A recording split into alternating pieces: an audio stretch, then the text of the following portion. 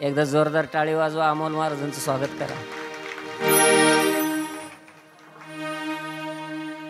सर्व आपली संगीतकार मंडळी, कथेला साथ संगत करणारी सर्व महाराज मंडळी, आपल्या गावातीलच काही भजनी मंडळी या ठिकाणी उपस्थित आहे आणि वैभवशाली असलेलं आपलं हे गाव आहे. आदरणीय मला वाटतं काशीनाथ बाबा मोरे, त्याचबरोबर आदरणीय खपके महाराज, हे वैभव या गावामध्ये होऊन गेलेलं आहे. आणि संत राजाराम महाराजांसारखे महात्मे या गावात राहिलेले आहे आणि म्हणून असं सर्व अंगानं वैभवशाली असलेलं गाव आहे. सर्व तरुण मित्रमंडळीला या ठिकाणी धन्यवाद आहे. गावातील सर्व भजनी मंडळी, आमचे निखिल महाराज आहे, आमचे मेघळे महाराज आहे आणि सर्व गावातील आमच्याबरोबर आलेली सर्व महाराज मंडळी, सर्वांना मनपूर्वक या ठिकाणी धन्यवाद देतो.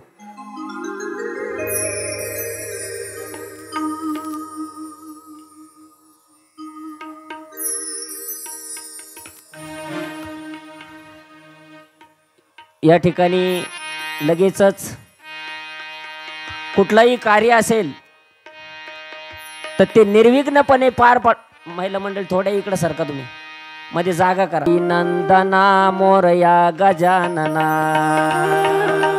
गजानना पार्वती नंदन.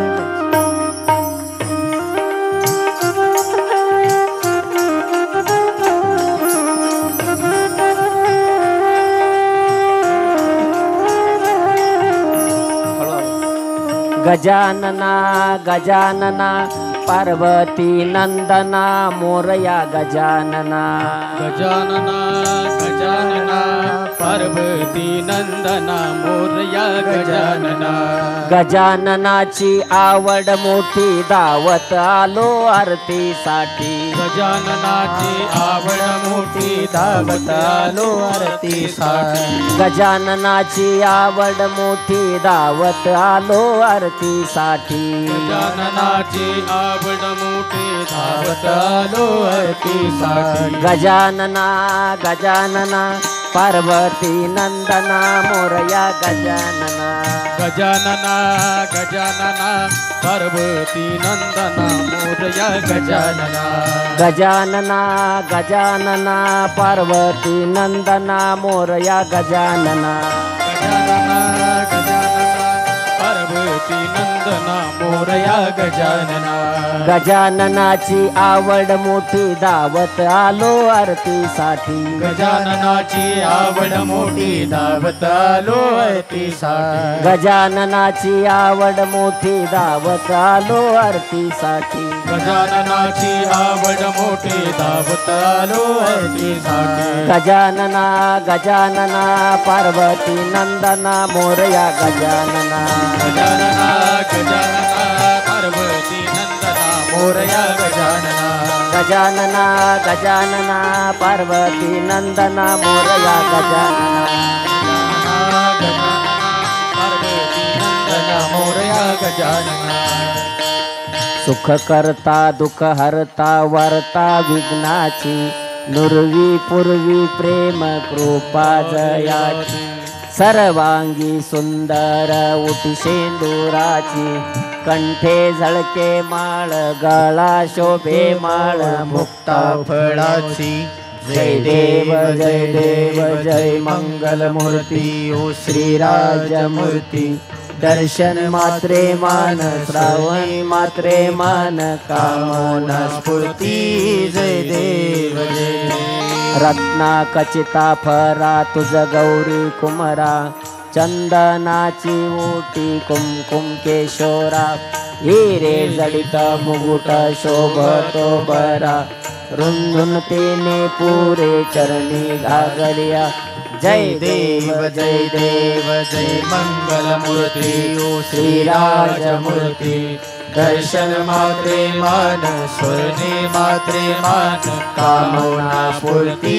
जय देव जय देव. लंबोदर पीतांबर फणीवर वंदना, सरळ सोंड वक्रतुंड त्रिनयन दास रामाचा वाट पाहे सजना संकष्टी पावावे निर्वावी रक्षावे सुरवर गजवदना जय देव जय देव जय मंगलमूर्ती ओ श्रीराजमूर्ती दर्शन मात्रे मान सुने मात्रे मान कामना स्फूर्ती जय देव जय देव गजानन भगवान की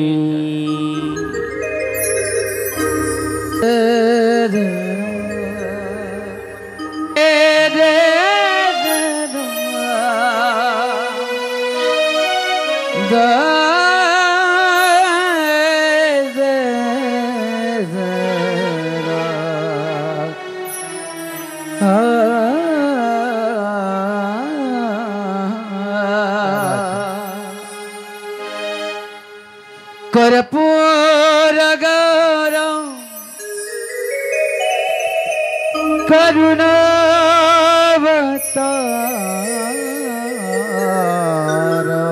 करुणावतारम संसारी सारम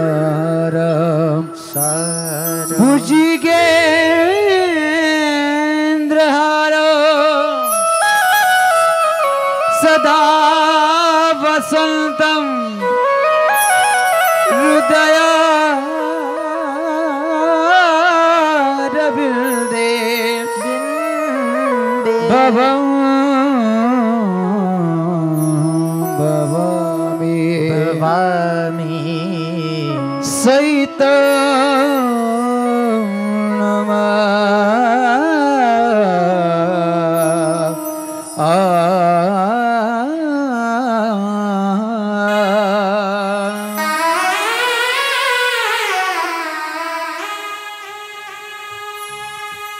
श्री भागवत भगवान की है आरती पापियों को पाप से तारती श्री भागवत भगवान की है आरती पापियों को पाप से तारती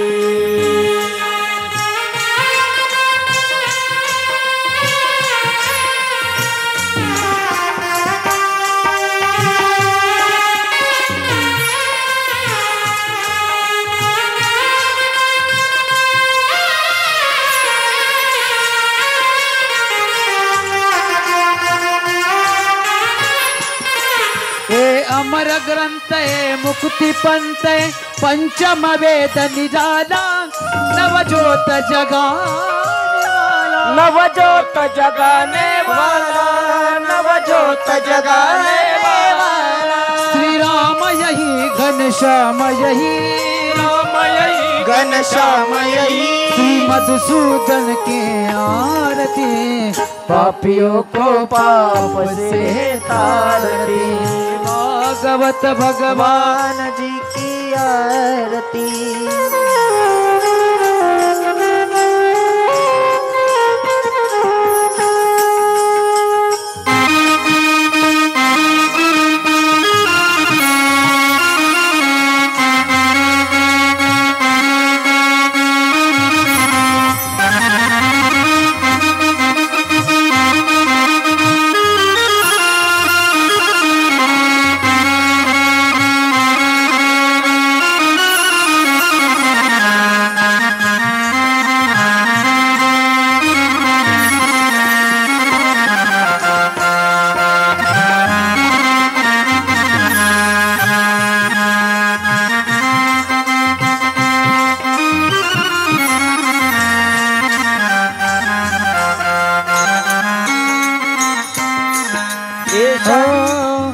मधुर बोल जग पंथ खोल सन मार्ग बताने वाला बिगड़ी को बनाने वाला बिगड़ी को बनाने वाला बिगड़ी को बनाने वाला श्री राधे जय राधे श्री श्यामा जय राधे श्री राधे श्री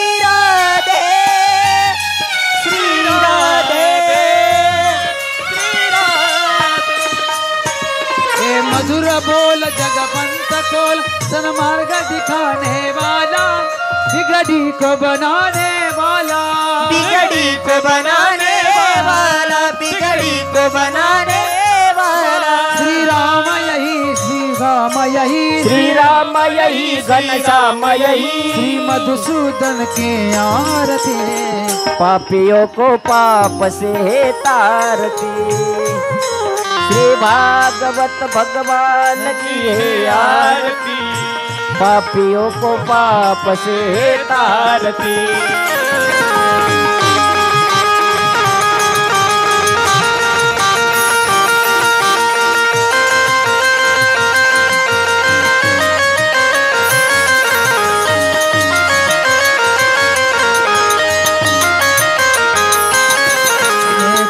लोटांगण वंदीन चरण डोळ्याने पाहिन रूप तुझे प्रेमे आलिंगन आनंद पूजन भावे वाळीन मने तमेव माता पिता तमेव बंधुक सखा तमेव विद्यात्रणं तमेव सर्व मम देव कायन वाचा मनसो बुद्ध्यात करावा विसरावा करोनि यजमन सकलमरस्मै नारायणेति समर्पयामि अशुभं केशवं राम नारायणं कृष्णदामोदरं वासुदेवं हरि श्रीधवं माधवं गोपिका वल्लभं जानकी नायकं रामचन्द्र भजे हरे राम राम राम हरे हरे हरे कृष्ण कृष्ण कृष्ण हरे हरे हरे राम राम राम हरे हरे हरे कृष्ण कृष्ण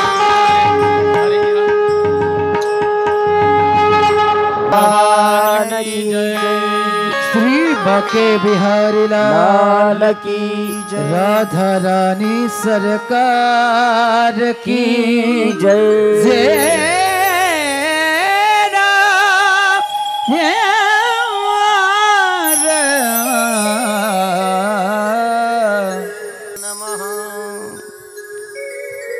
श्री सरस्वते नमः श्री गुरुभ्यो नमः वसुदेवसुतं देवं कंसचाणूर्यमर्दनं देवकी परमानन्दं कृष्णं वन्दे जगद्गुरु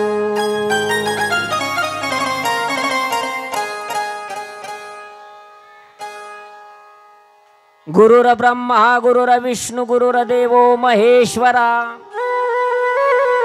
गुरुर्साक्षात् परब्रह्म तस्मै श्री गुरुवे नमः गंगा विशुद्धं नितपाद स्पर्शं सरोवेष्टितं चुंबितं पुण्यस्थानं सराले स्थितं तं समाधिस्थमूर्ति नमामि गंगागिरियोगिराजं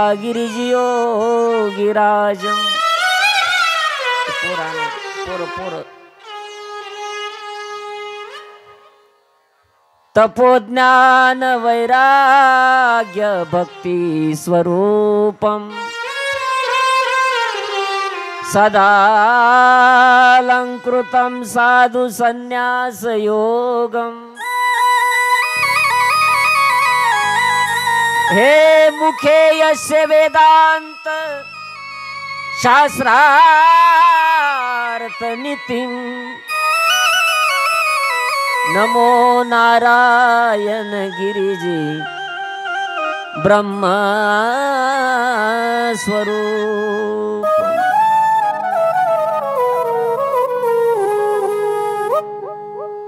सर्वमंगल मांगल्ये शिवे सर्वार्थ साधिके शरण्ये त्र्यंबके गौरी नारायणी नमस्तुते।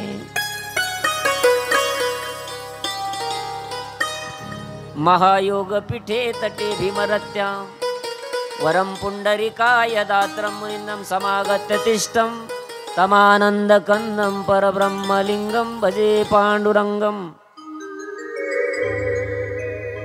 ब्रह्मानंदं परमसुखदं केवलं ज्ञानमूर्ति द्वंद्वातीतं गगनसदृशं तत्त्वमत्सादिलक्ष्यम् एकं नित्यं विमलमचलं सर्वादि साक्षीभूतं भावातीतं त्रिगुणरहितं सद्गुरुं तं नमामि।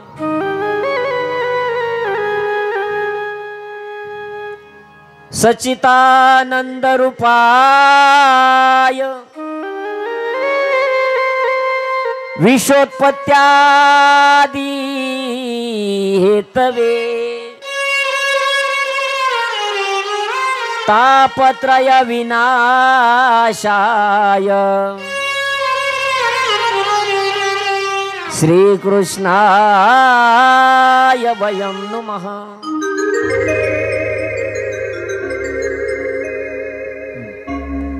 परम मंगलमय करुणा निदान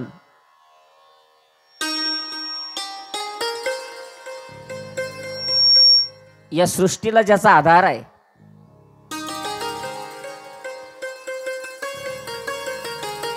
असा परमपिता भगवान परमात्मा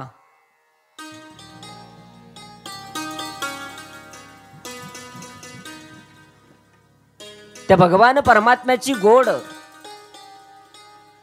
सुरस अवीट असलेली कथा। कथा म्हणजे काय? कथा या शब्दाचा एक अर्थ आहे कसा। जो जगाचा चालक मालक आहे तो कसा आहे? थोडस कमी ठेव। या सृष्टीला ज्याचा आधार आहे तो कसा आहे?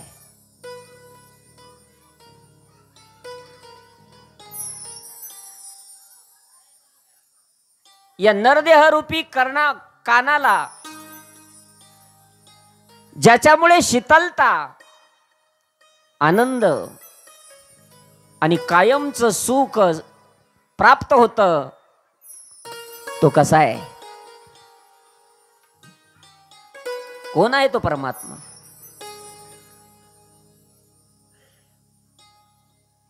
त्या भगवान परमात्म्याचं गुणगान करणार संकीर्तन म्हणजे कथा आहे।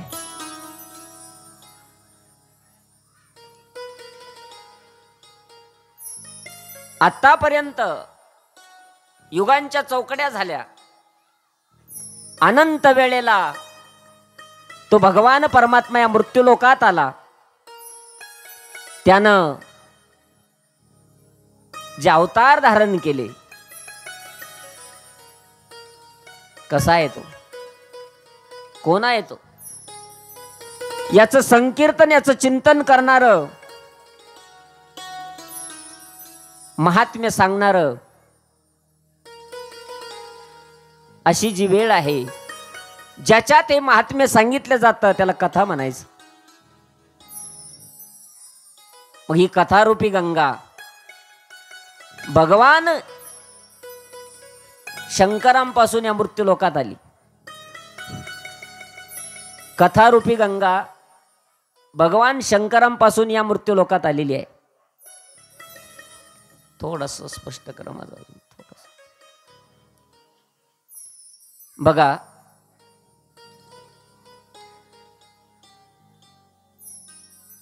एक गंगा भगीरथानं आणली, आपल्या पितरांच्या उद्धारासाठी गंगा आणली। कुणी? भगीरथानं आपल्या पितरांच्या उद्धारासाठी। त्या गंगेचा प्रवाह एवढा भयानक होता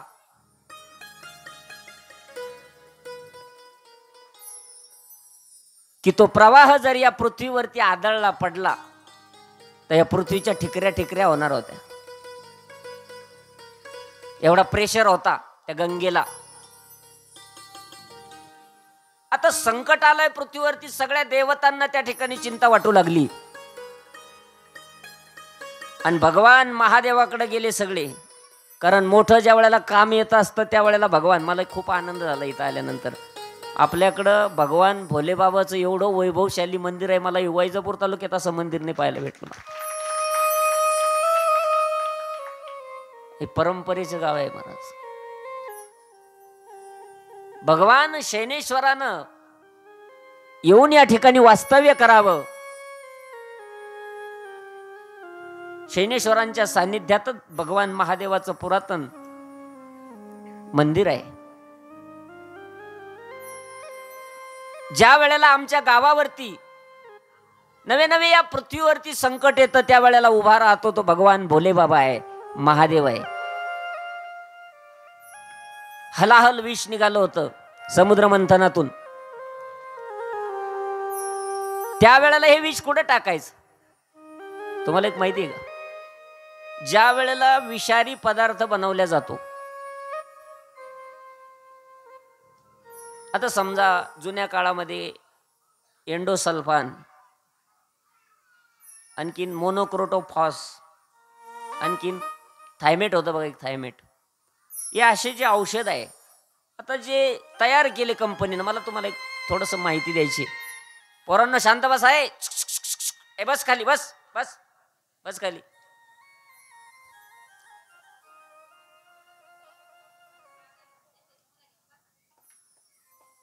माता मौल्यांना सूचना आहे की आपल्या मुलांना थोडं सांभाळा.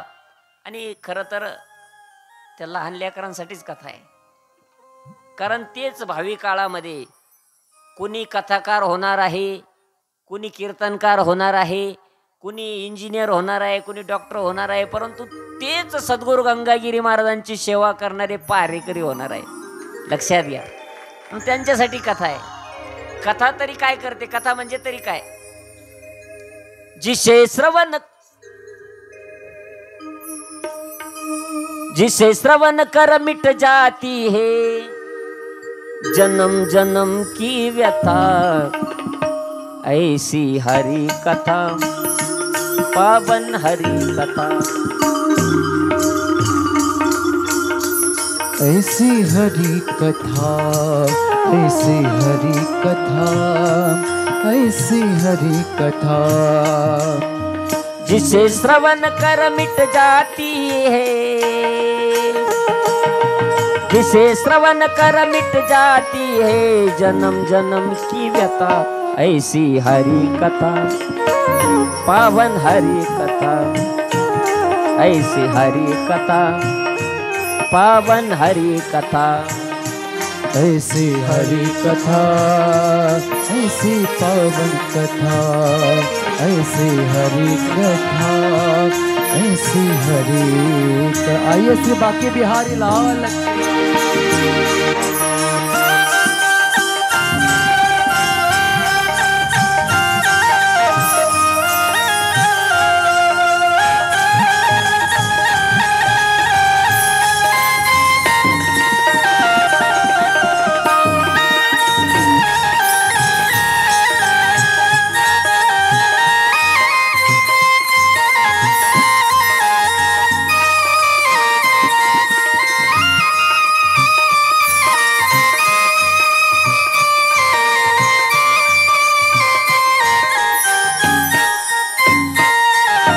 राधे कृष्णा कृष्णा कृष्णा राधे राधे, राधे श्याम श्यामा श्यामा राधे राधे. ओय राधे कृष्णा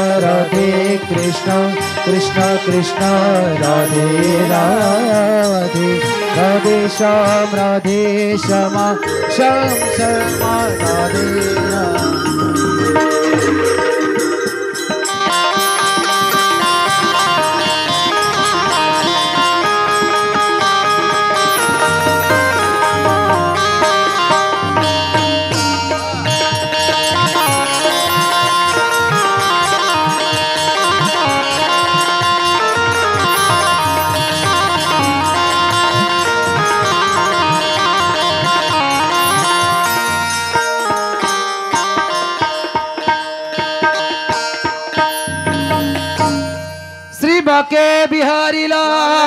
की राधा राणी. जी श्रवण केल्यानंतर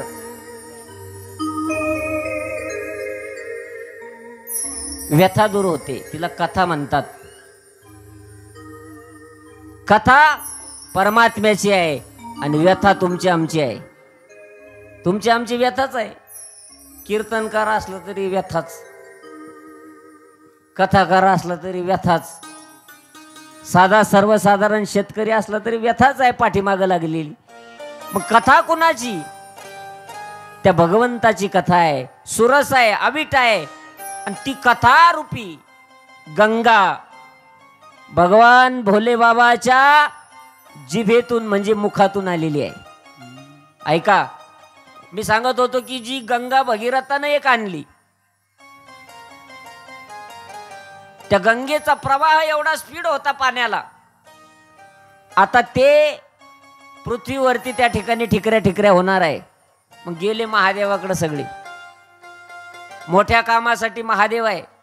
ज्या वेळेला हलाहल विष निघालं त्याही वेळेला भगवान भोले बाबा आहे. मी विषय सांगत होतो की जुन्या काळामध्ये मोनोक्रोटोफॉस, एंडोसल्फान असे विषारी पदार्थ तयार झाले.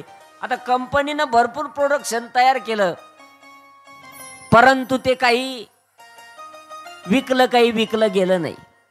आणि मग ते त्या ठिकाणी साठवलं. कशात? गोडाऊनमध्ये साठवलं. आता झाले 2 वर्ष, 5 वर्ष, 10 वर्ष, 25 वर्ष होऊन गेले. ते गोडाऊनमध्ये साठवूनच ठेवलेलं आहे. अजून भरपूर प्रमाणात औषध गोडाऊनमध्ये साठवलेलं आहे. आता मला एक प्रश्न असा विचारायचा आहे, ते साठवून का ठेवलं? ते फेकून का दिलं नाही? कारण ते पृथ्वीवरती कुठं जरी फेकलं तर ते पाण्यात उतरणार आहे. आणि ते विषारी पदार्थ, तो विषारीच पदार्थ आहे. ते इथं जरी टाकलं तर इथून 10 किलोमीटरच्या पाण्यामध्ये, विहिरीमध्ये उतरेल, पुन्हा पोटामध्ये जाईल आणि त्रास होईल. तसं विष ते विष आहे. त्या विषापासून त्रास होणारच आहे. हलाहल नावाचं विष निघाल्यानंतर ते भगवान भोले बाबानं ते पिऊन टाकलं आणि ते कंठामध्ये साठवलं. तेव्हा भगवंताला, महादेवाला नाव प्राप्त झालं, नीलकंठेश्वर. नीलकंठ नाव प्रसिद्ध झाले. तस जी गंगा प्रवाहित होत होती, जिचा स्पीड खूप मोठा होता, ती गंगा भगवान भोले बाबानं स्वतःच्या जटेमध्ये तिला गडप करून टाकलं. जटेश्वरी गंगा, जटेमध्ये गडप केलं. सगळी गंगा जटेमध्ये. भगीरथाच्या पितरांसाठी आणलेली गंगा जटेमध्ये गडप झाली. उपयोग काय झाला? मग महादेवाला दया आली. महादेवानं फक्त एक बट अशी खाली काढली, केसांची एक बट अशी एक बट खाली काढली. मला असं वाटत तेव्हापासूनच परंपरा एक बट अशी खाली काढायची.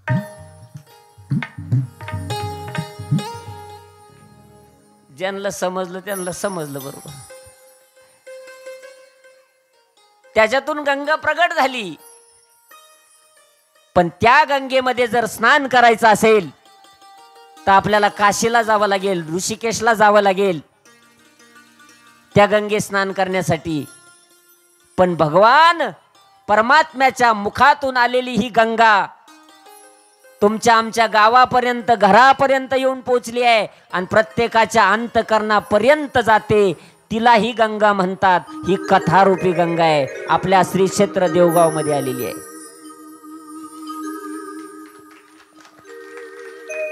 भगवान शैनेश्वराच्या कृपेनं आणि साधू संतांच्या पुण्याईनं, वारकरी संप्रदायाच्या दृष्टिकोनातून सर्व वैभवशाली टाळकरी भजनी मंडळी या ठिकाणी आहेत. वैभवाच्या दृष्टिकोनातून सद्गुरू गंगागिरी महाराजांच्या बेटाच्या सेवेच्या दृष्टिकोनातून जर विचार करू गेलो, सुखामध्ये तर कोणी जातो, फोटो काढाय पुरतं तर कोणी पाया पडतो, फोटो काढाय पुरतं दर्शन कराय पुरतं कोणी पाया पडतं, परंतु ज्या वेळेला आपल्या बेटावरती संकट आलं, महाराज भिंतीसारखे आणि गुरुवर्य महाराजांच्या पाठीमाग उभी राहणारी आपल्या गावातील तरुण मंडळी आहे. लक्षात मला असं वाटतं रात्रीच आपल्या गावातील काही मंडळी त्या ठिकाणी होते ना. आणि म्हणून हे गंगथडीची जी गाव आहे त्यात विशेष करून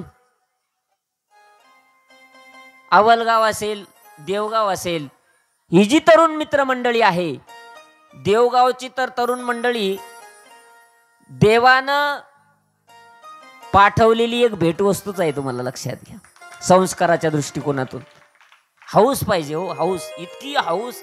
मला सकाळपासून एवढ्या तरुणांचे फोन आले, महाराज किती वाजता येणार, कसं नियोजन असतं, सगळं. महाराज याला म्हणतात खरा आनंद घेणं.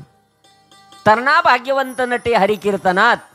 आणि जुन्यांचं, मोठ्यांचं, ज्येष्ठांचं सहकार्य, ज्येष्ठ श्रेष्ठ मंडळी सर्व या ठिकाणी उपस्थित. सप्ताह कमिटी आदरणीय मेघडे गुरुजी असतील, त्यांचा सर्व मित्रपरिवार, आदरणीय अनु पाटील असतील, त्यांचा सर्व मित्रपरिवार, भजनी मंडळी. मगाशीच उल्लेख केला मी, आदरणीय आम्हाला मार्गदर्शन करणारे. मला जर एखादी गोष्ट, मला जर त्या ठिकाणी काही समजत नसेल, काही वेळेला मला अडचण आली असेल, आदरणीय मच्छिंद्र बाबांना, खपके बाबांना जर फोन केला ना, तर बरोबर महाराज मार्ग निघत होता. अशी व्यक्तिमत्व होऊन गेला आपल्या गावात खपके बाबा आणि राजाराम बाबा, की ज्या महात्म्यांच्या सानिध्यामध्ये 2-4 वेळेला आम्हाला संत भोजन करण्याची संधी प्राप्त झाली. बघा, तुका भासला मानव वेशधारी परी, परी लीळावे. तुका भासला मानव वेशधारी परी लीला सर्व, असे व्यापको श्री हरी सर्व जीवा. तुका तोची तोहा परब्रह्म ठेवा. या ठिकाणी आताच बाजाटांवरून आदरणीय पप्पू दादा व त्यांचा मित्रपरिवार या ठिकाणी उपस्थित झालेला आहे. सर्व ज्येष्ठ श्रेष्ठ असणारी मंडळी सर्वांच्या उपस्थितीमध्ये माझं भाग्य आहे. इथं आल्यानंतर असं वाटतं, मगाशी तर ज्या वेळेला शैनेश्वर भगवंताचं दर्शन घेतलं, तुम्हाला खरं सांगू का, मला असं वाटलं आपण काहीच सेवा करत नाही संप्रदायाची. काय सेवा करतो आम्ही? फिरायला गाडी आहे, गाडीत फिरायचं, तास 1.5 तास बोलायचं. काय सेवा करतो आम्ही? काहीच नाही. इथं ज्या वेळेला मेघळे सर जे शैनेश्वर भगवान परमात्म्याच्या त्या ठिकाणी सेवा करतात, पाहिलं की पदवीधर मनुष्य आहे, परंतु कुठल्याही प्रकारचा स्वार्थ नसताना आणि महाराज निष्काम भावानं त्या ठिकाणी सेवा अविरतपणे चालू आहे. याच्यापेक्षा मोठा परमार्थ काय असू शकतो महाराज? काय असू शकतो?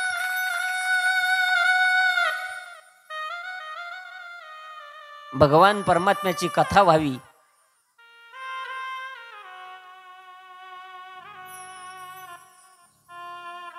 त्याच्यासाठी जागा स्वच्छ करावी, रांगोळी घालावी, सडा सामर्जन करावं, असा ज्यांचा स्वच्छ संकल्प, त्या माता भगिनींना या ठिकाणी धन्यवाद आहे.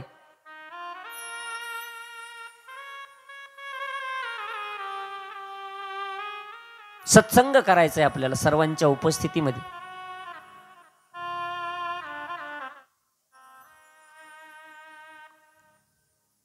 जो परमपिता भगवान परमात्मा,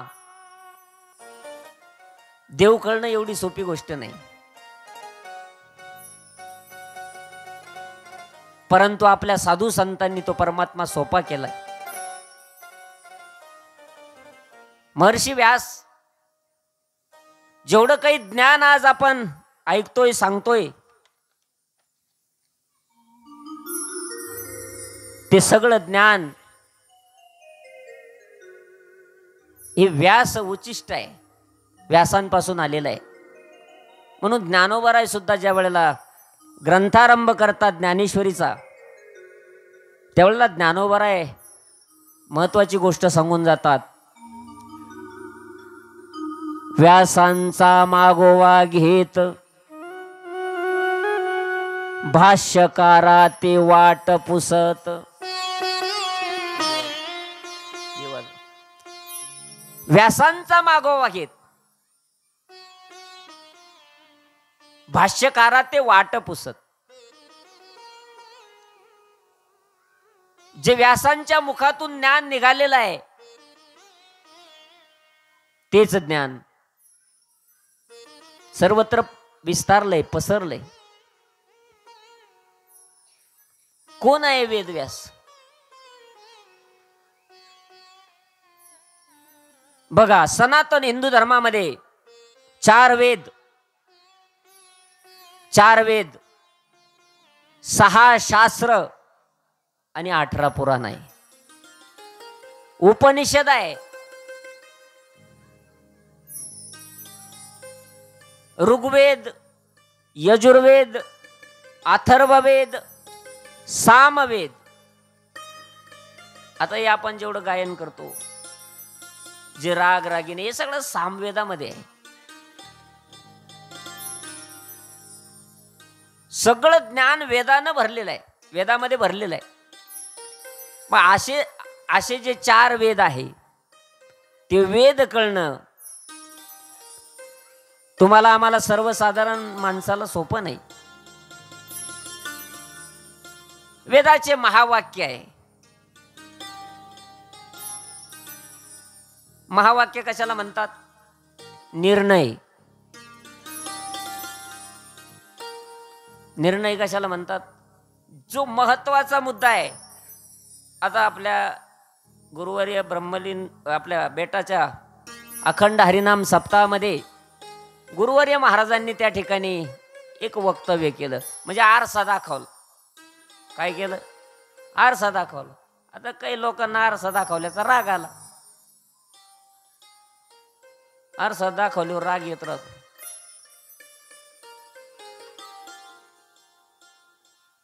त्यावेळेला महाराजांच्या विरोधात काही लोकांनी त्या ठिकाणी तक्रारी नोंदवण्याचं कार्य केलं. सगळं बोलणं झाल्यानंतर गुरुवर्य महाराजांनी निर्णय दिला. काय निर्णय दिला गुरुवर्य महाराजांनी तुम्हाला आम्हाला?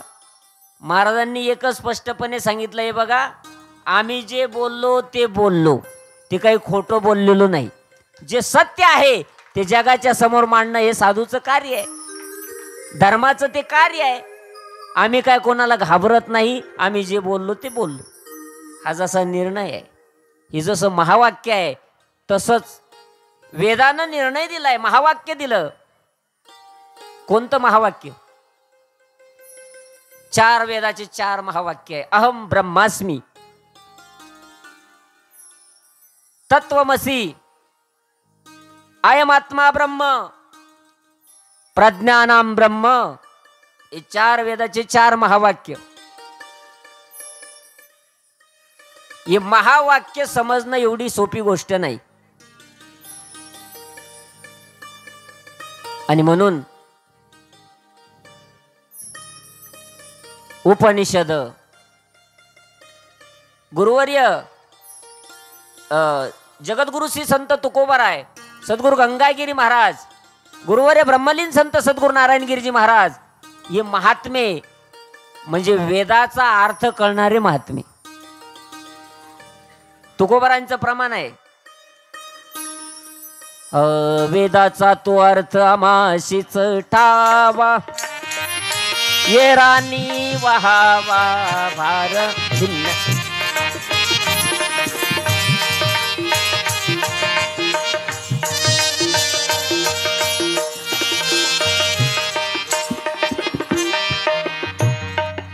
वेदाचा तो अर्थ आम्हासीच ठावा, तुमाशीच ठावा हा वेदाचा तो अर्थ आमाशीच ठावा ये राणी वहावा भार माथा ये राणी वहावा भार माथा ये राणी वहावा भार माथा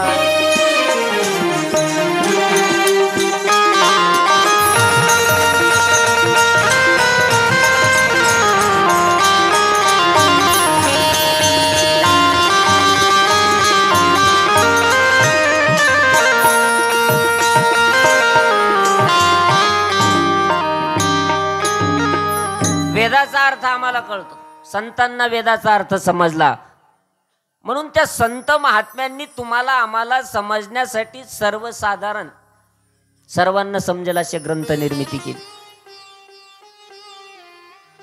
त्यामध्ये 6 शास्त्र 18 पुराणाची निर्मिती महर्षी व्यासांनी केली. 18 पुराणाची निर्मिती झाली, ज्ञान तर भरपूर झालं त्याच्यात, परंतु महर्षी व्यासांना समाधान प्राप्त होत नाही. ते समाधान कशामुळे प्राप्त होत नाही? कोण आहे व्यास? बघा, एक आद्रिका नावाची देवांगना आहे, स्वर्गात राहणारी आहे, जिच्या अंगाचा सुगंध येतोय, स्वर्गात राहते ती देवांगना. तिला तिच्या रूपाचा गर्व झाला, अभिमान झाला. रूपाचा गर्व होऊ नये. भगवान परमात्म्यानं जे स्वरूप आपल्याला दिलेलं आहे, जे रूप आपल्याला दिलेलं आहे, रूपानं प्रत्येक जण भिन्न भिन्न वेगवेगळा आहे, पण स्वरूपानं प्रत्येक जण सारखाच आहे. स्वरूप म्हणजे आतलं. आपलं खरं स्वरूप सांगू तुम्हाला काय आहे? कथा कशासाठी ऐकायची? खरं स्वरूप कळण्यासाठी.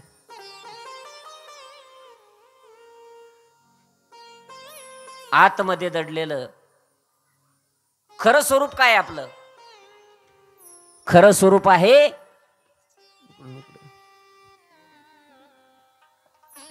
खरं स्वरूप आहे परमात्म्याची भेटी. परमात्मा स्वरूप आपण आहोत, आपण वेगळे नाहीच. स्वरूपानं तुम्हाला एक उदाहरण सांगेल. समुद्राचं पाणी,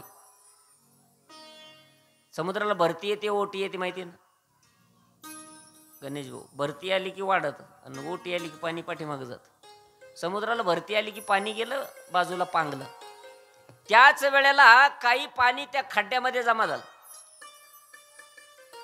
ओटी आली, पाणी पाठीमागं गेलं समुद्रात पुन्हा, पण खड्ड्यातलं पाणी तसंच राहिलं. कालांतरानं ऊन तापल्यामुळं काय झालं? ऊन तापल्यामुळं काय झालं?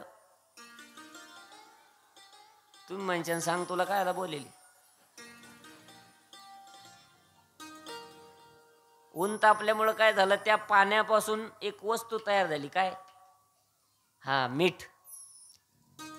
ते मिठाचा खडा, तो मिठाचा खडा थरथर कापायला लागला. का बरं? त्यानं विचार केला, आता मला मार्केटमध्ये विकायला नेतील. मिठाचा खडा म्हणतो मला पुढं दुकानमध्ये विकायला नेतील. मग एखादी माऊली मला खरेदी करीन आणि मला घेऊन गेल्यानंतर मग माझी काय तिथं काय सेवा करणार आहे का? मला मिरची बरोबर भाजीन, किंवा मग पाट्यावरती माझ्यावरती वरवटा फिरेल. आणि मला असं वाटतं सगळे मिठाचे खडे मिरची बरोबरच. बरोबर आहे की? थरथर थरथर कापायला लागला मिठाचा खडा. त्याला भेटले सद्गुरू गंगागिरी महाराज त्या मिठाच्या खड्याला. आणि गंगागिरी महाराजांच्या समोर तो थरथर कापतोय. त्यावेळेला सद्गुरू गंगागिरी महाराजांनी सांगितलं, बाबा थरथर कापतो का? काय झालं तुला? सांगितलं महाराज मला भीती वाटते, आता इथून पुढं मला पाट्यावर जावं लागेल, माझ्या अंगावरती वरवाटा फिरणार आहे, मला त्या ठिकाणी त्रास होणार आहे, मला भीती वाटते आहे. सद्गुरू गंगागिरी महाराजांनी सांगितलं एक काम कर, भीती वाटते ना, तुला जर या सगळ्या त्रासापासून वाचायचं असेल तर तुला एक करावं लागेल. काय करावं लागेल महाराज सांगा ना. कमराला दगड बांधून घे आणि उडी टाकून दे. कशात? पाण्यात. मिठाच्या खड्यानं गंगागिरी महाराजांचं ऐकलं, कमराला दगड बांधला आणि समुद्राच्या पाण्यात उडी टाकली. आता काय झालं? अहो ते मीठ नाही राहिलं ना आता. नोहे सारिता निराळे लवण मिळविता जळे. ते पाणी स्वरूप झालं, ते होतं पाण्याचं स्वरूप. तसं तुमचं आमचं आहे. आपण स्वरूप हे भगवंताचं स्वरूप आहे. ही कथा कथा कथा कशासाठी? असं तुम्ही डोक्यात धरायचंच नाही का कथा ऐकली का गेल्यावर मोक्ष मिळतो, असं नाही. मग मोक्ष म्हणजे काय? माझे सद्गुरू महंत गुरुवर्य रामगिरी महाराज सांगत असतात, मोक्ष मेल्यानंतर आहे का नाही हे माहिती नाही, पण मोक्ष म्हणजे याच जिवंतपणी याच जन्मामध्ये मोहाचा क्षय होणं म्हणजे मोक्ष आहे. मोह सुटलाय तुम्हाला, आम्हाला सर्वांना मोह आहे. आणि मोहाचा एकदा क्षय झाला तर मरणाची भीती का नाहीशी होते की नाही? मरणाची भीती राहतच नाही. मग स्वरूप वेगवेगळं जाणवतं, परंतु ते स्वरूप मात्र परमात्म्याचं एकच आहे. आणि त्या एकाच परमात्म्याच्या स्वरूपापासून तुम्ही आम्ही विभक्त झालेलो आहोत. रूप वेगवेगळे आहे, वरून चेहरे वेगवेगळे आहे, पण स्वरूपानं सगळे आपण एक आहोत. आणि आणखीन एक महत्वाची गोष्ट सांगेल, आपण इथं भेदभाव करतो. ही स्त्री आहे, हा पुरुष आहे, ही स्त्री आहे, हा पुरुष आहे, हा भेदभाव आपण करतो. पण हा भेदभाव शास्त्र मानत नाही. कारण इथं तुम्हाला आम्हाला मृत्यू लोकामध्ये सगळ्या स्त्रियाच आहे, आपण सुद्धा स्त्रिया आहोत. आणि इथं पुरुष कोण आहे? इथं पुरुष फक्त परमपिता भगवान परमात्मा कृष्ण कन्हैया आहे. तो एकमेव पुरुष आहे.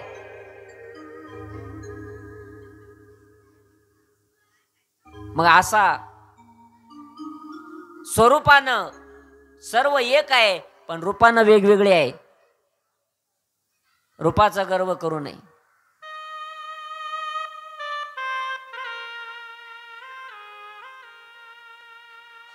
त्या देवांगनेला रूपाचा गर्व झाला. ए तिकडचे पोर आहे, माझ्या डाव्या हातालचे पोर आहे तिकडं. आवाज नाही जाणार.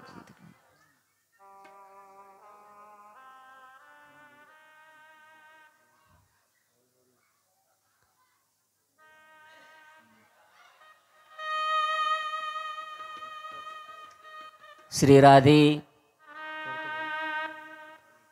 ती देवांगना आहे, तिला रूपाचा गर्व झाला. आणि रूपाचा गर्व झाल्यानंतर ती या मृत्यू लोकामध्ये आली. बारीक आहे का एवढा विषय थोडा. या मृत्यू लोकामध्ये आल्यानंतर तिनं काय केलं? गंगेच्या किनाऱ्यावरती, आता जसं आपलं देवगाव, बाजाठाण, अव्वलगाव, नागमठाण, मातुलठाण, हे जे गावं गंगेवरती, गंगेच्या किनाऱ्यावरती आहे, गंगेच्या किनाऱ्यावरती असलेले जे गाव आहे, त्या देवांगनेनं काय केलं की या गंगेच्या किनाऱ्यावरती पहिल्यापासून महात्म्यांचे आश्रम आहे.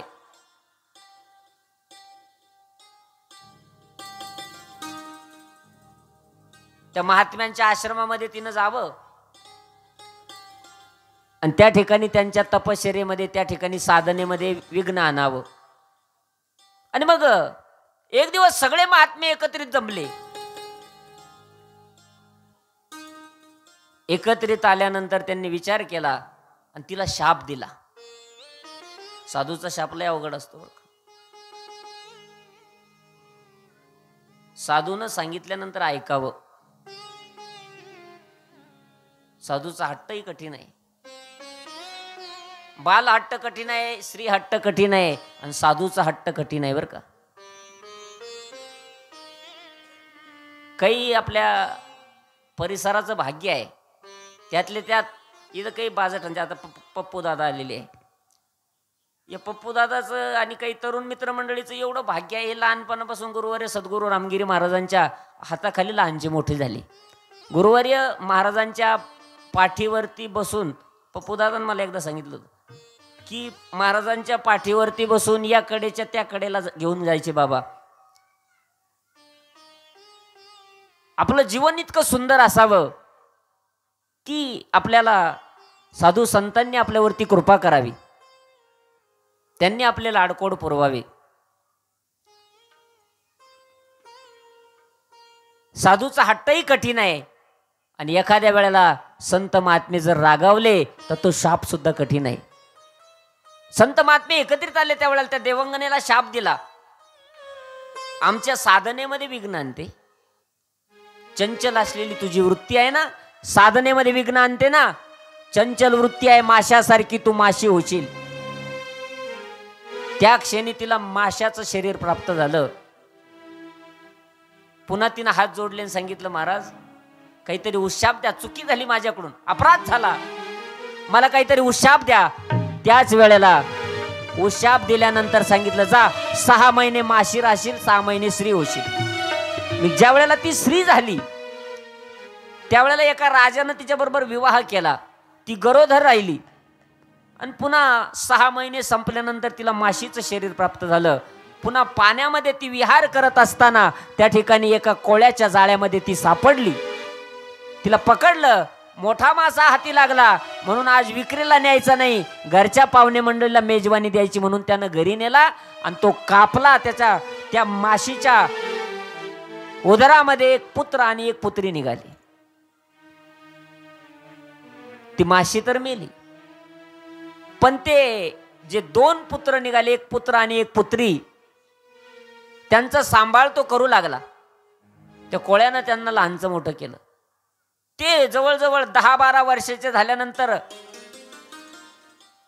आपल्या नगरीचा राजा एक दिवस रडत बसलेला पाहिला. कोळ्यानं रडत बसलेला राजा पाहिला आणि महाराज शेवटी आपल्या नगरीचा राजा आहे, व्याकुळ झालेला आहे, रडतोय. विचारणं तर साहजिकच आहे.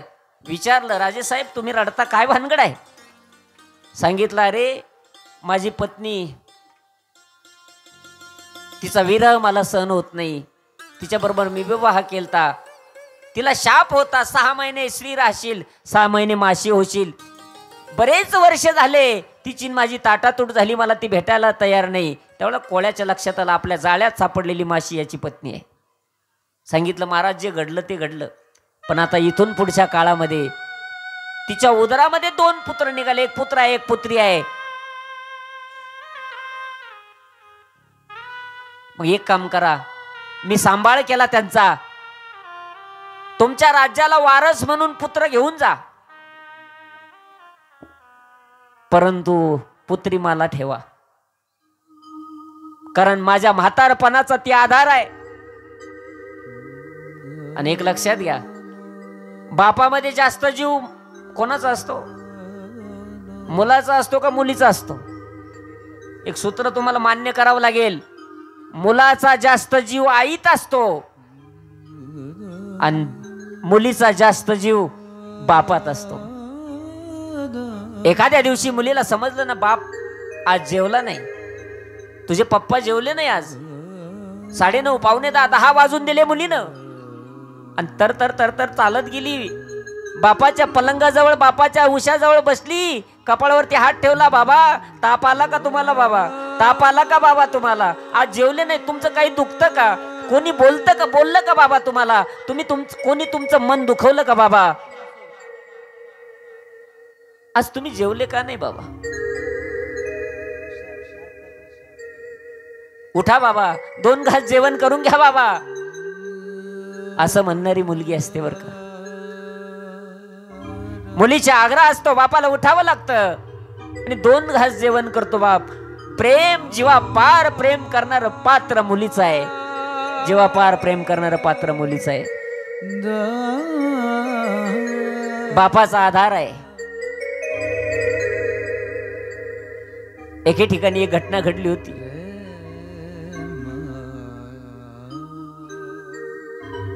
मुलगी झाली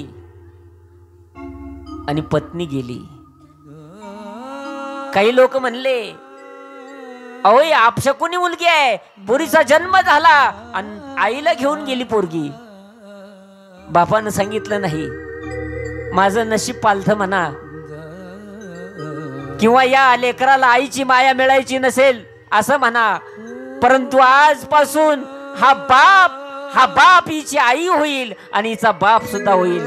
तेव्हापासून बापानं काबाड कष्ट करावे त्या मुलीला आणि लहानचं मोठं केलं. तिचे केस विंचरून द्यावे, वेणी घालावी आणि मला तिला शाळेत नेऊन घालावं. त्या बापानं एवढे कष्ट केले. त्याला दम्याचा आजार आहे, श्वासोश्वास नीट निघत नाहीये. आणि एकदा मुलीला घेऊन तीर्थयात्रेला गेला. डोंगर प्रदक्षिणा करायची होती. डोंगराला फिरत होता. ती 7-8 वर्षाची मुलगी थकली. त्या बापानं खांद्यावर उचलून घेतली आणि ज्या वेळेला प्रदक्षिणा करतोय, फिरतोय, चढाचा रस्ता आहे, अगोदरच याला दम लागलेला आहे, दमा झालेला आहे आणि अशा अवस्थेमध्ये हातपाय थरथर कापायला लागले.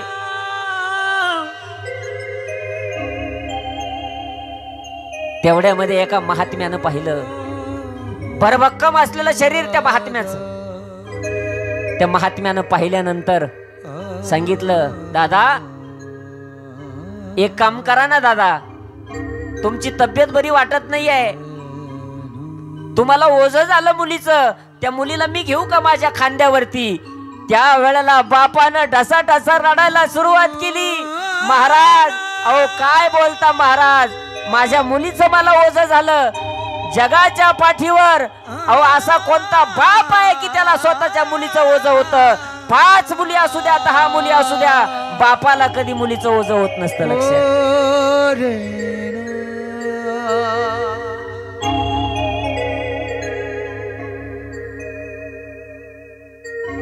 म्हातारपणीचा आसरा म्हणजे मुलगी आहे.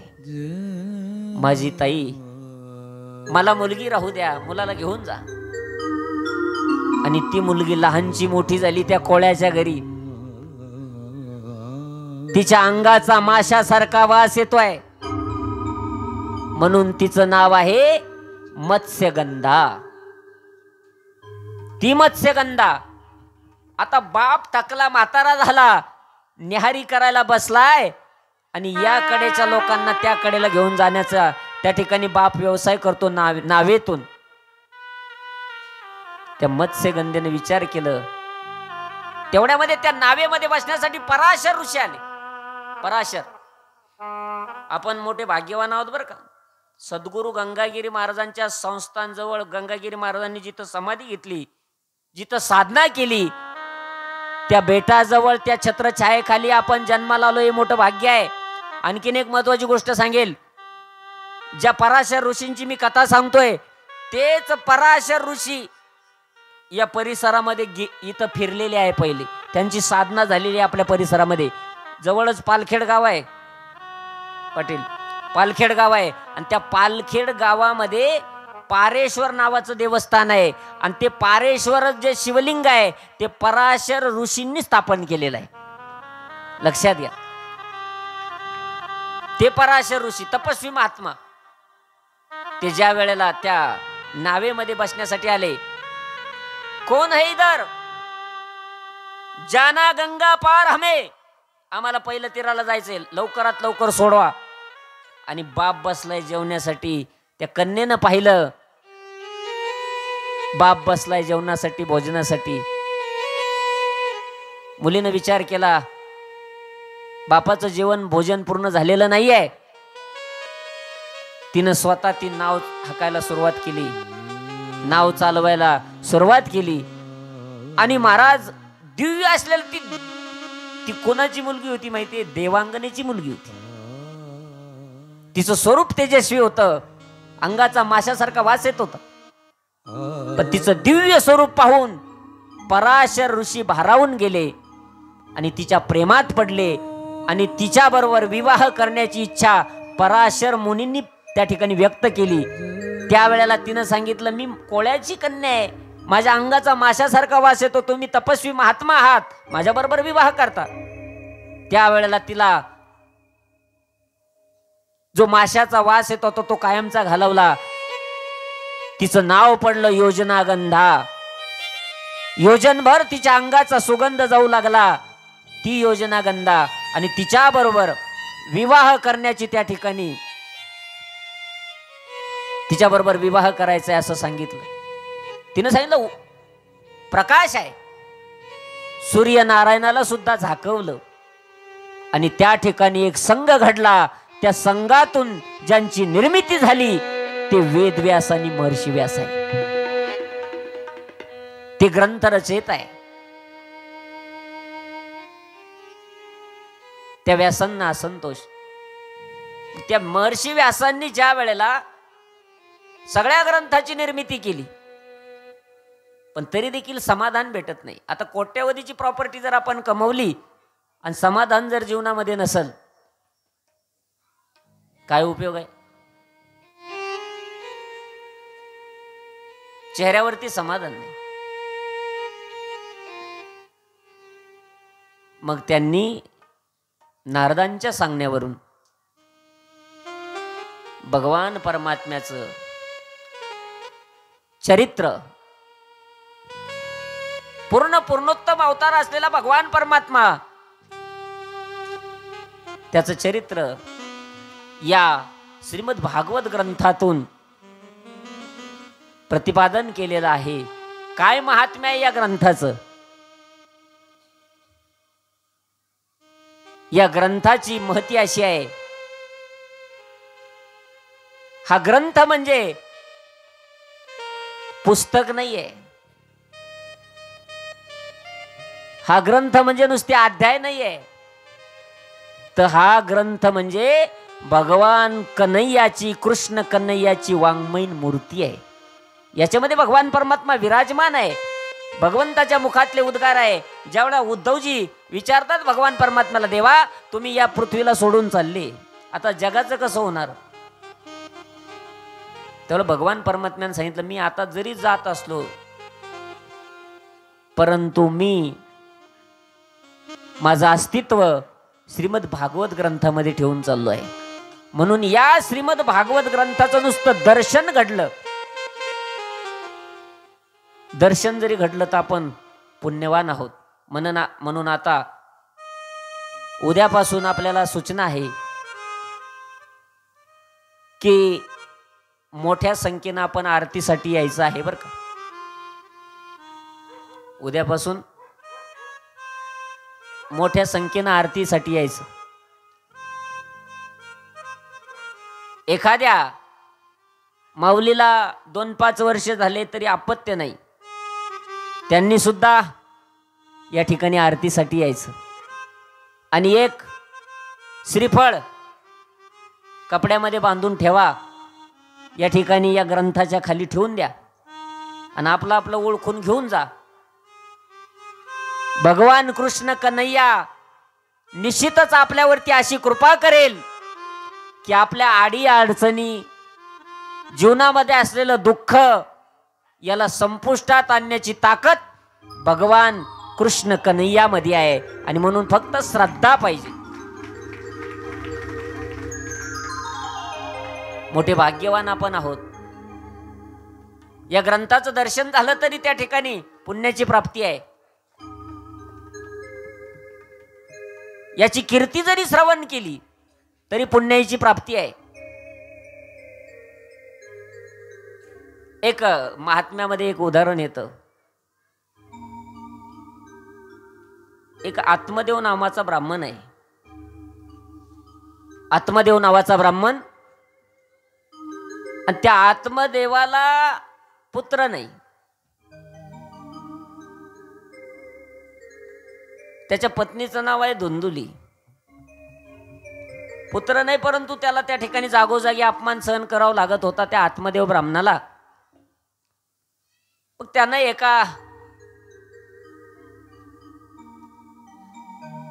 एक दिवस तो आत्महत्या करण्यासाठी गेला आत्महत्या करण्यासाठी ना. आता उडी टाकणार, आत्महत्येचा विचार सुद्धा मनात करू नये बरं का. पाप आहे, आत्मघात आहे, पाप आहे. अनंत जन्म त्या ठिकाणी पिशाची योनीमध्ये राहावं लागतं आत्महत्या जर केली तर. आत्मदेव ब्राह्मणाचा वारंवार अपमान होत होता, कारण त्या आत्मदेव ब्राह्मणाला कोणी भोजनासाठी बोलत नव्हते. का बरं? पूजेसाठी बोलत नव्हते. का? पुत्र प्राप्ती नाही ना हो. आजही आपण जर पाहिलं, एखाद्या माऊलीला जर लहान लेकरू नसेल आणि ती जर असे पाहुण्या रावळ्यात जर गेली आणि जिला लहान लेकरू नाही, तिला वांज म्हणतात, आणि मग तिच्या मांडीवरती महाराज ते लहान लेकरू देत नाही बाया, महिला देत नाही. ही जास्त वस्तुस्थिती आहे की नाही बघा. जागोजागी अपमान सहन करावा लागत होता आत्मदेव ब्राह्मणाला, आणि म्हणून तो आत्महत्येसाठी प्रवृत्त झालेला होता.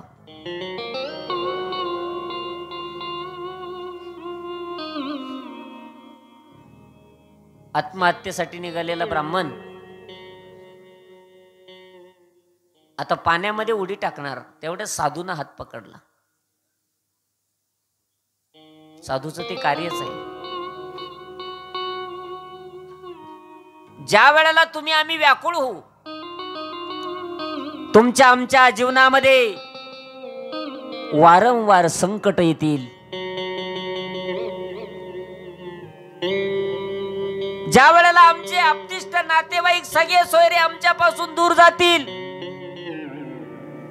आमच्या जीवनामध्ये पश्चातापाशिवाय काही उरणार नाही, आणि ज्या वेळेला आम्ही आत्महत्येचा विचार करू, त्या वेळेला सद्गुरु गंगागिरी महाराज पाठीमागून येऊन आपल्याला आपला हात धरल्याशिवाय राहणार नाही. लक्षात. साधूचं ते कार्य आहे.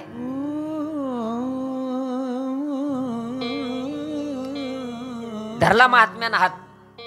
काय करतो बाबा?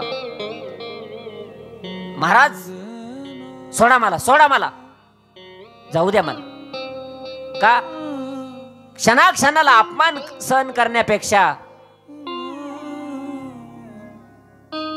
एकदाच मृत्यू आलेला बरा. काय झालं अपमानाला? बाबा खरं सांगू तुम्हाला, मला पुत्र प्राप्ती नाही. कुबेराला लाजविलाशी प्रॉपर्टी आहे, पण पुत्र नाही. जागोजागी अपमान होतोय, आणि म्हणून मी आत्महत्या करतो. त्यावेळेला महात्म्यानं सांगितलं, वेड्या, पुत्रप्राप्ती नाही म्हणून आत्महत्या करतो. काही उदाहरणं सांगितले. अरे ज्यांना आहे त्यांना कुठं आनंदात आहे, त्यांच्या पोरांनी कुठं चोपाळा बांधला त्यांना. ज्यांना आहे पुत्रप्राप्ती नाही म्हणून तो आत्महत्या करायला निघाला.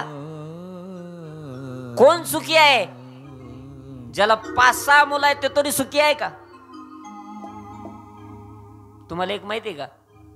ज्याला एक असं म्हातारं भेटलं मला, मी म्हणलं बरं आहे तुमचं दादा, एकच पोरग आहे.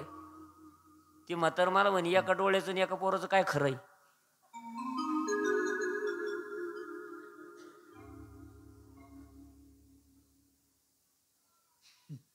ज्याला 3 असं एक दिवस भेटलं, बरं 3 मुलं आहे तुम्हाला, काय खरं आहे महाराज? 3 ती घोडीन काम बिघडी.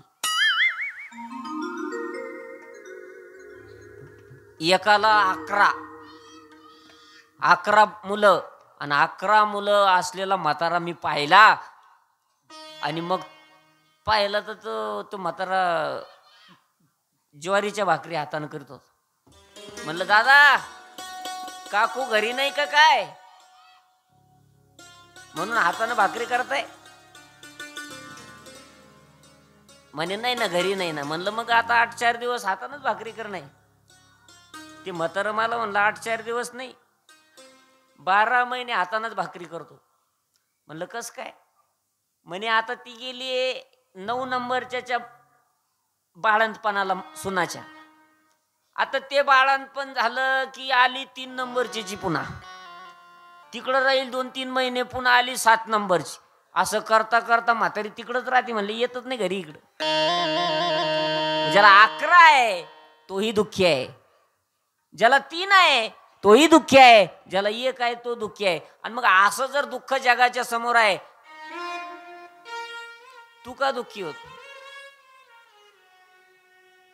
सांगितलं महाराज, सांसारिक माणसाचं दुःख तुम्हाला काय कळायचं, जाऊ द्या, मला मरू द्या. तेवढं साधूला दया आली आणि त्यांनी एक फळ दिलं. एक काम कर, हे जाण तुझ्या धर्मपत्नीला खाऊ घाल.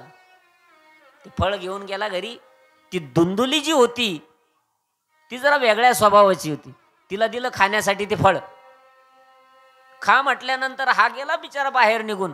त्या दुंदुलीनं ते फळ खाल्लं नाही, पण शेजारीन बसण्यासाठी आली आणि त्या तिनं ते शेजारणीला दाखवलं. बाई, आमच्या बाबानं एका बाबाकडून फळ आणलं, म्हणले खा.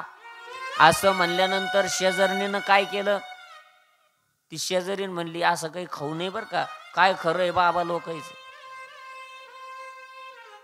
तिनं ते फळ गाईला खाऊ घातलं. तिची एक बहीण होती, ती गरोदर होती. त्या बहिणीला बोलून घेतलं, अगं मला तुझ्याशी काही चर्चा करायची आहे. त्या बहिणीने सांगितलं, एक काम कर, काय पुत्राची अपेक्षा करते? माझ्या उदरामध्ये माझ्या जो मुलगा मला होईल ना, मी तुला देऊन टाकेल, फक्त त्याच्या बदल्यामध्ये मला पैसा पाणी दे. ठरलंय. तिला जो पुत्र झाला तो दुंदुलीला आणून दिला. दुंदुलीचा पुत्र म्हणून त्याचं नाव दुंदुकारी ठेवलं. तिला तो पुत्र आणून दिला. आणि असं केल्यानंतर त्या गाईला सुद्धा एक पुत्र झाला. त्याचं नाव, गाईसारखे कान, त्याचं नाव गोकर्ण ठेवलं. तो अतिशय धार्मिक निघाला. लहानपणापासून तीर्थयात्रा कराव्या, सत्संग करावा, ग्रंथ वाचन करावं, असा तो गोकर्ण धार्मिक निघाला. तीर्थयात्रेला निघून गेला.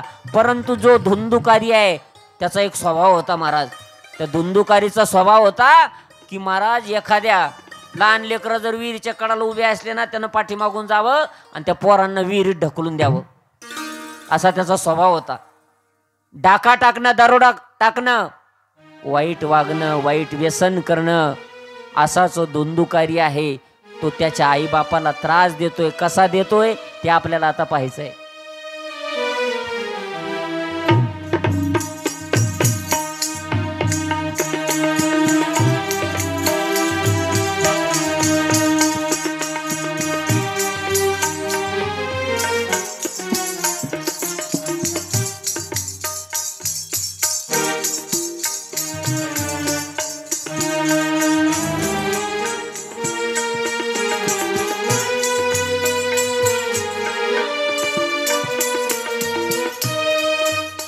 मध्ये गर्दी करू नका बाकीची. पोरांना बसवा खाली, हे पोरांना बसवा खाली, बसवा. त्यांच्या बरोबर यायचं नाही, त्यांना मोकळं पाठवा.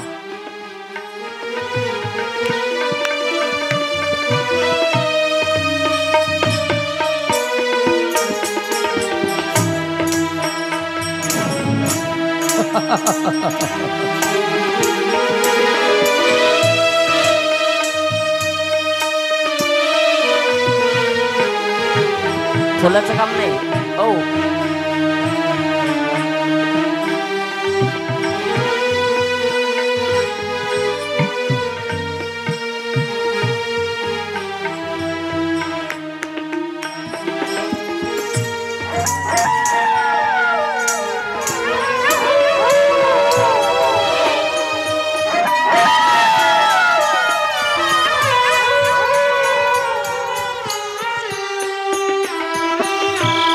त्या मुलींना बाजूला करा वरती.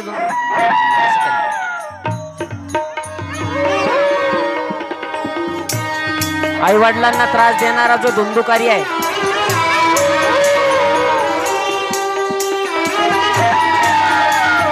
तो धुंदुकारी या ठिकाणी येत आहे.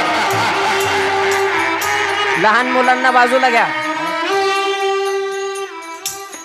वाईट व्यसन करणारा,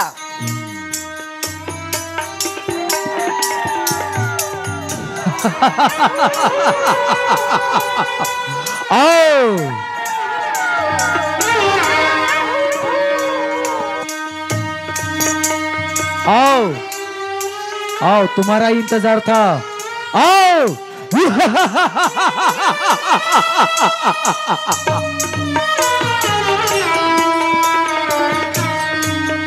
आओ।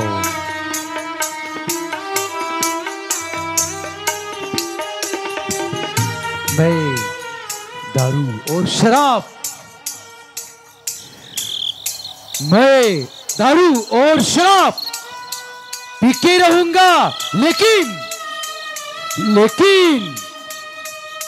देखो, बहुत तुमने मेरा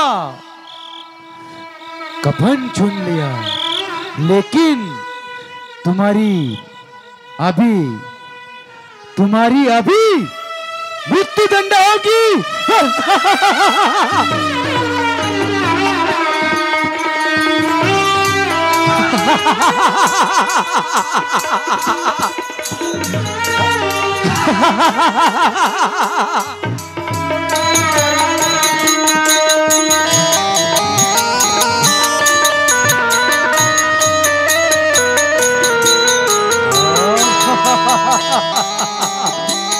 तुमको मैं नहीं छोड़ूंगा, नहीं, लेकिन अभी दारू और नशा, लेकिन तुमने जो अपराध किया है, इसका दंड मैं तुमको दूंगा। चलो।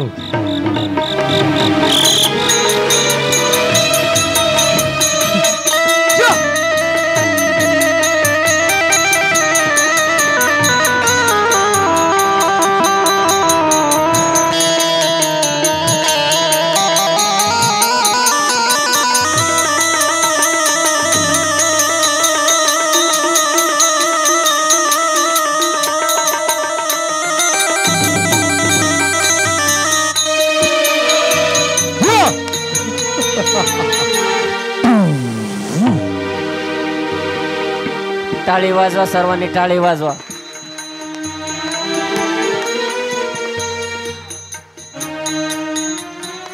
तो धुंद झालेला आपल्या आई वडिलांना त्या ठिकाणी मारहाण करतोय, वाईट व्यसन करणारा। नहीं छोड़ूंगा, नहीं छोड़ूंगा।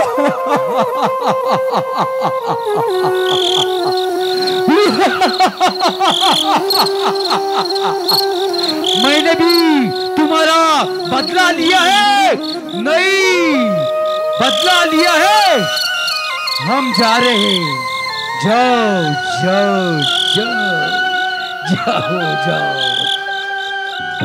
टाळी वाजवा, टाळी।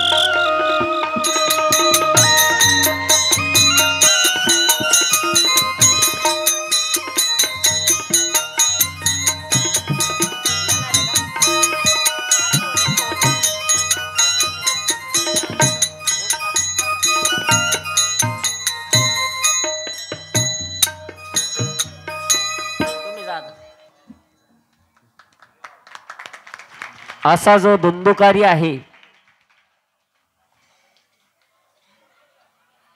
तो वाईट वागणारा आहे, व्यसन करणारा आहे, आपल्या आई वडिलांना त्रास देणारा आहे, चोऱ्या माऱ्या करणारा आहे, आणि मग त्यानं 6 वेश्यांबरोबर विवाह केला, 6 वेश्या घरात आणल्या। एक दिवस राजाच्या महालामध्ये चोरी केली।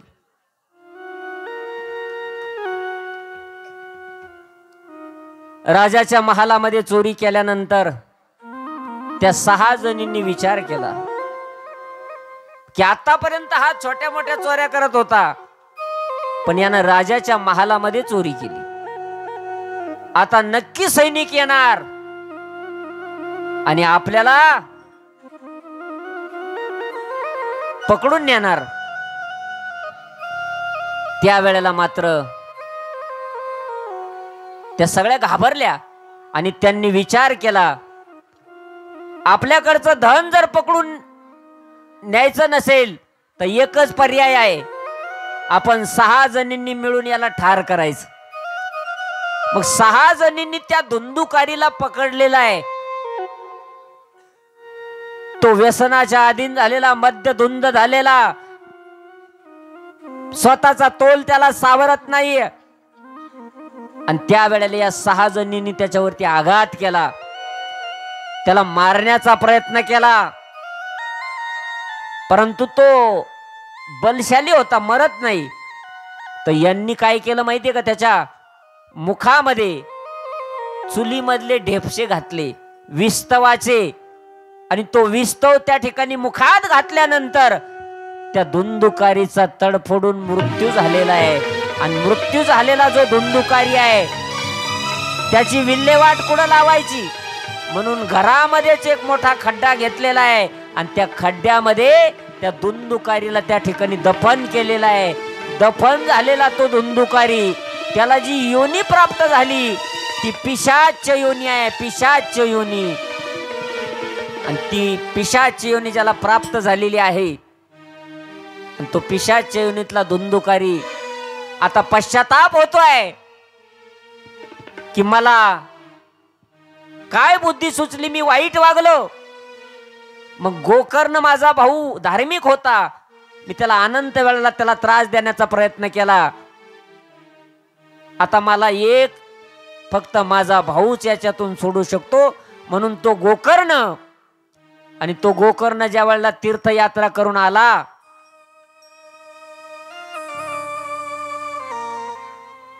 तीर्थयात्रा करून आल्यानंतर त्या गोकर्णाला त्या ठिकाणी घरी आल्यानंतर तिथं आवाज येऊ लागले चित्रविचित्र.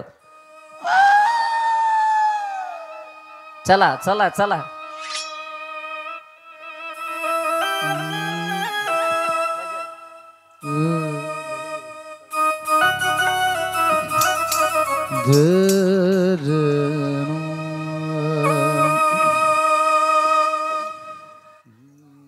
जय जय राधा रमन हरि बोल, जय जय राधा रमन हरि बोल, राधा रमन हरि बोल, जय जय राधा रमन हरि बोल, जय जय राधा रमन हरि बोल, जय जय राधा रमन हरि बोल. टाळी वाजवा, टाळी वाजवा. जय जय राधा रमन हरि बोल, जय जय राधा रमन हरि बोल. ओ जय जय राधा रमन हरि बोल,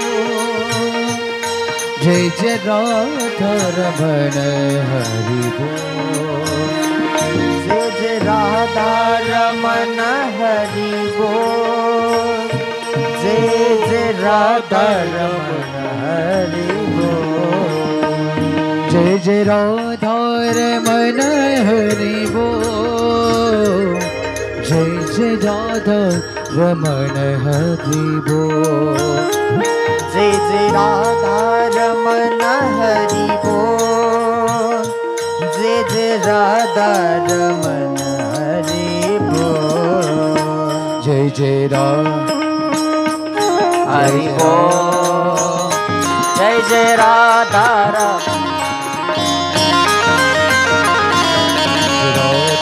रमन हरि बोल, जय जय राधा रमन हरि बोल.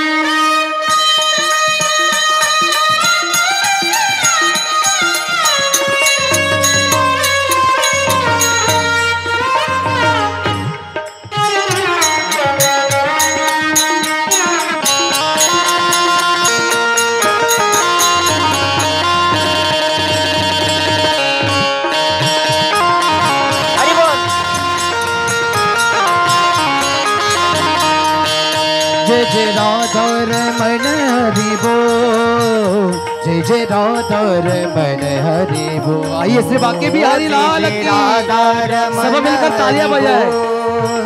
जय जय राधा रमण हरि बोल, जय जय राधा, जय जय राधा, जय जय राधा रमण हरि बोल, जय जय राधा रमण हरि बोल, हरि बोल। जय जय राधा रमण हरि बोल, जय जय राधा रमण हरि बोल,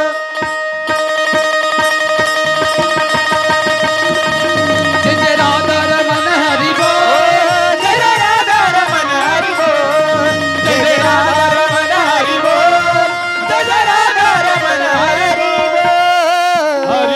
बोल। जय जय राधा रमन हरि बोल। हो जय जय राधा रमन हरि बोल।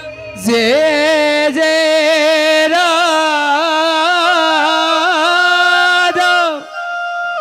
जय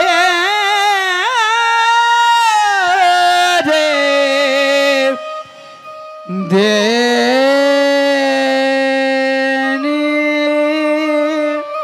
हाना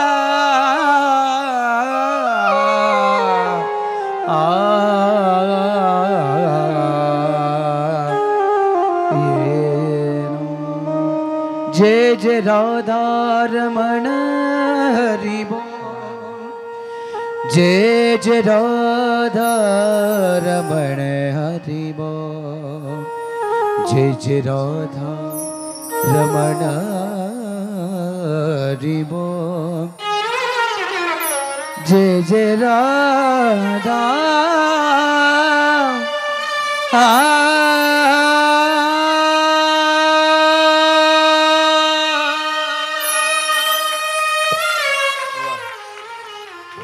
गोकर्ण ज्या वेळेला तीर्थयात्रा करून आलेला आहे त्यावेळेला स्वतःच्या घरी आल्यानंतर विचारपूस केली. काहींनी सांगितलं की बरेच दिवस झाले तुझा भाऊ या घरात दिसत नाही, कुठं गेला ठाऊक नाही. रात्री ज्या वेळेला गोकर्ण विश्रांती करतोय त्याला त्याच्या घराजवळून चित्रविचित्र आवाज यायला लागले.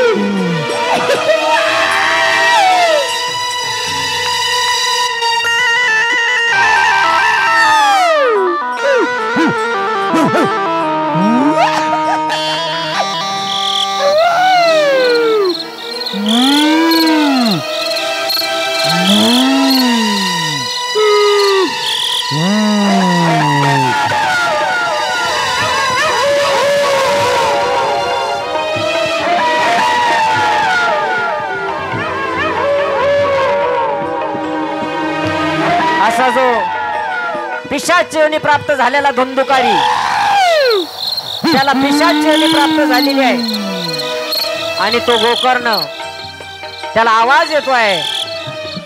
शेवटी सांगितलं, अरे गोकर्णाने विचारलं कोण आहे तू? त्यावेळेला हात जोडून धुंदुकारी गोकर्णाच्या समोर उभा राहिला. दादा, अरे खूप त्रास दिला मी तुला, तुला नको ते बोललो असेल, कितीतरी वेळेला तुला हाणमार केली असेल. लहानपणापासून तुम्हाला सांगत होता चांगलं वागावं, खरं बोलावं, सत्य कर्म करावं, परमार्थ करावा, नामस्मरण करावं, भजन करावं. तुम्हाला सांगत होता पण ऐकलं नाही मी वेड्या. अरे मला त्याचा परिणाम भोगावा लागला रे. मी माझ्या आई बापाला, सख्या आई बापाला हाणमार केली, मी आई बापाला त्रास दिला, मी वेशेचा संग केला, मी दरोडे घातले, मी चोऱ्या केल्या. आज त्याचा पश्चाताप मला होतोय, त्याचा पश्चाताप मला होतोय. आज मला ही अवस्था, ही गती प्राप्त झाली. देवा देवा, आतापर्यंत मी ऐकलेलं होतं, जे कर्म केलं ना ते स्वतःलाच भोगावं लागतं. पण आज त्याची प्रत्यक्षात प्रचिती मला आली. दादा तू माझा भाऊ आहे, प्रत्यक्षात प्रचिती मला त्याची आज आलेली आहे. मला ही योनी प्राप्त झाली रे. वाईट वागलो मी आयुष्यभर, तुझ्याशी कधी चांगलं वागलो नाही. वेशाशी संग केला आणि त्यांनी माझा घात केला, मला त्यांनी ठार मारलं. मला ही पिशाच योनी प्राप्त झाली. आता एक काम करावं लागेल, तू माझा भाऊ आहे, मला याच्यातून माझी तुला सुटका करावी लागेल. म्हणून असा जो धुंदुकारी आहे तो हात जोडून गोकर्णाच्या समोर उभा आहे. मग त्या धुंदुकारीला मोक्ष मिळावा याच्यासाठी गोकर्णानं ज्या ग्रंथाचं अध्ययन केलं, वाचन केलं, जी कथा प्रारंभ केला, ती कथा म्हणजे श्रीमद भागवत कथा आहे. आणि त्या भागवतामध्ये त्या ठिकाणी मोक्ष आहे. जिवंतपणी तर आहेच, पण मेल्यानंतर जर यदा कदाचित दुर्गती प्राप्त झाली तर त्या ठिकाणी सद्गती प्राप्त करून देण्याचं सामर्थ्य या श्रीमद भागवत ग्रंथामध्ये आहे. असा गोड प्रसंग आत्मदेव ब्राह्मणाचा, धुंदुकारीचा गोड प्रसंग या ठिकाणी महाराष्ट्रातील झाकी दर्शन मधलं वैभव आदरणीय विठ्ठलजी महाराज चव्हाण यांनी या ठिकाणी दाखवलेला आहे. म्हणून त्यांच्यासाठी एकदा जोरदार टाळी वाजवा.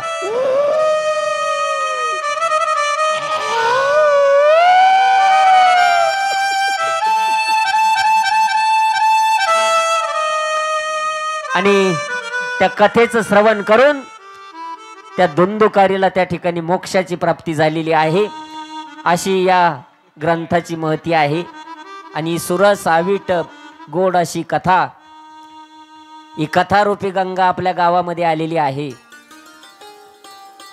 मी तर म्हटलो होतो उद्या मंडप भरेल, उद्या भरेल म्हटलो होतो, पण आजच मंडप पूर्ण भरला. एकदा सगळ्यांसाठी जोरदार टाळी वाजवा. वक्ता तो वक्ता नव्हे श्रोतेविन. तुम्ही जर श्रवण करणारे नसतील, आपल्याला सर्वांना मिळून आनंद घ्यायचा आहे. उद्यापासून फक्त एक सूचना आहे. कोणासाठी? तरुण मित्रमंडळीसाठी, सप्ताह कमिटीसाठी एक सूचना आहे, तरुण मित्रमंडळीसाठी एक सूचना आहे. इथं मध्ये एक असं येण्यासाठी रस्ता पाहिजे. आपण बरोबर अर्धा अर्धा भाग करावा. इकडं महिला मंडळ जर थोड्या जास्त संख्येनं असतील तर मधून एक रस्ता पाहिजे. आपल्याला शूटिंग आजही यूट्यूब या ठिकाणी आमचे सागर दादा, आणि असं समजायचं नाही की हा कार्यक्रम फक्त देवगावमध्येच आहे.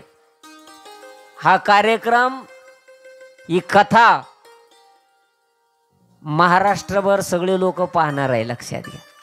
आणि म्हणून ते कार्य ज्यांनी काम केलेलं आहे ते आदरणीय आमचे परममित्र, आणि कुठल्याही प्रकारचा ज्यांना गर्व अभिमान कधीच नसतो, ते आमचे सागरदादा मोहीन. त्यांनी या ठिकाणी आजची शूटिंग, सुंदर शूटिंग या ठिकाणी केलेली आहे. आणि म्हणून सर्वत्र हा कार्यक्रम या ठिकाणी दिसणार आहे. आमच्या महाराज मंडळींनी अतिशय गोड सात्संगत या ठिकाणी केलेली आहे. आदरणीय अमोलजी महाराज, सिंतवरती आदरणीय माऊली महाराज, आदरणीय कैलास महाराज, त्याचबरोबर एक सुंदर व्यक्तिमत्व हरिभक्तीपरायण गणगे महाराज, त्यांना या ठिकाणी धन्यवाद. निखिल महाराज आणि आज उपस्थित इतका गोड हरिपाठ चालू होता महाराज, इतका गोड हरिपाठ केला या मंडळींनी. सगळ्या हरिपाठवाल्यांसाठी एकदा जोरदार टाळी वाजवा. आणि हरिपाठाचं वैभव बाबांनी उभं केलं, इतकं सुंदर हरिपाठ झाला. उद्या सुद्धा आपल्याला हरिपाठाचा आनंद सर्वांना घ्यायचा आहे.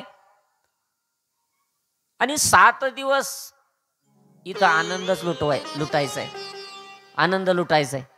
बघा इथं आनंदाचे लाडू आहे बरं का, आनंदाचे लाडू आहे. या धर्म मंडपामध्ये आनंदाचे लाडू आहे. पण मी कुणीतरी पुढारी आहे, मी कुणीतरी पदवीधर आहे, मला जास्त पगार आहे, मला सगळ्यात जास्त समजतो, या सगळ्या गोष्टी मीपणा, अभिमान याचे जोडे या मंडपाच्या बाहेर काढा. इथं आनंदाचेच लाडू आहे, लक्षात घ्या. आणि किती सुंदर या ठिकाणी निर्माण केले वातावरण आपल्या गावकऱ्यांनी. मी तर राजकीय क्षेत्रातील लोकांना सुद्धा धन्यवाद देईल देवगावच्या. मला एवढं माहिती नव्हतं, मला वाटलं देवगाव म्हणजे मी एकदा चालतो ना बाबा कीर्तनाला, एकदा चालतो, बरेच दिवस झाले. पण देवगाव इतकं वैभवशाली गाव आहे, कारण एवढे जे खाली जेवढं इतकं स्वच्छ वातावरण तुम्ही एवढ्या मंदिरांच्या समोर जे ठेवलेलं आहे, हे आम्ही रोज फिरण्याचा योग आहे. एवढं सुंदर वातावरण कुठंच नाही महाराज, कुठंच नाही. एवढं देवस्थान नाही कुठं. सर्वांना कोटी कोटी धन्यवाद. याच्यामध्ये राजकीय क्षेत्रातील काही मंडळी असतील, आध्यात्मिक क्षेत्रातील तर आपले भजनी मंडळी सर्व गंगागिरी महाराज भक्त परिवारातील सर्व मंडळी आहेच. सर्वांना मनपूर्वक या ठिकाणी धन्यवाद आहे.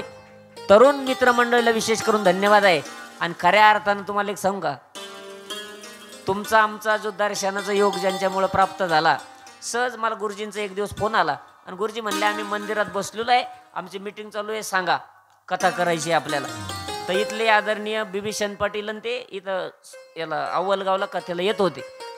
त्याचबरोबर ज्यांनी सक्रिय सहभाग घेतला, कारण हे खर्चिक काम असतं.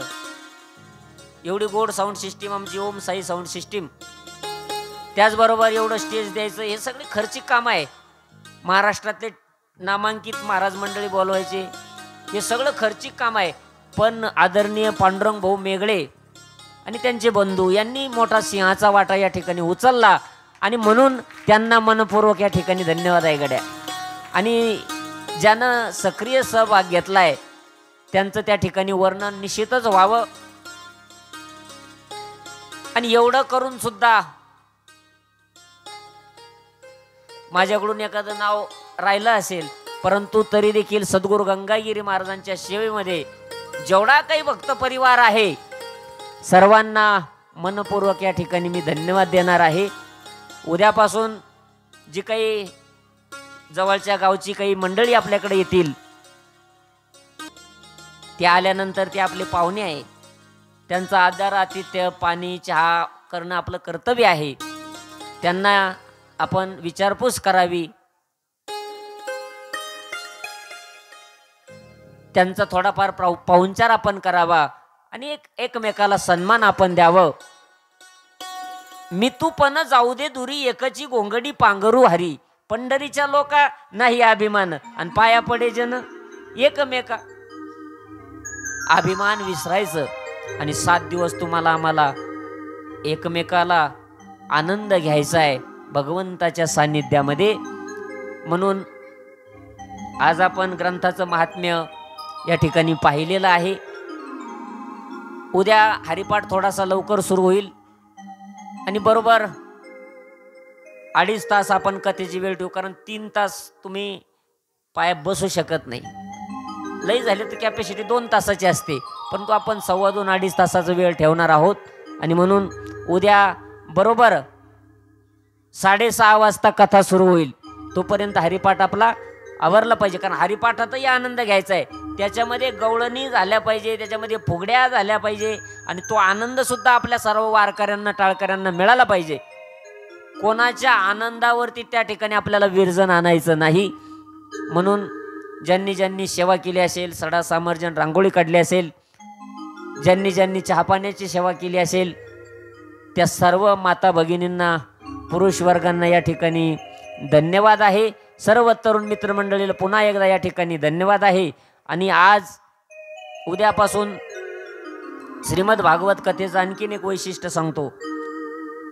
जसं आपल्या गंगागिरी महाराजांच्या बेटावरती सद्गुरू गंगागिरी महाराजांना आपण एका हातानं दिल्यानंतर सद्गुरू गंगागिरी महाराज 1000 हातानं परत करतात, आत्तापर्यंतचा अनुभव आहे.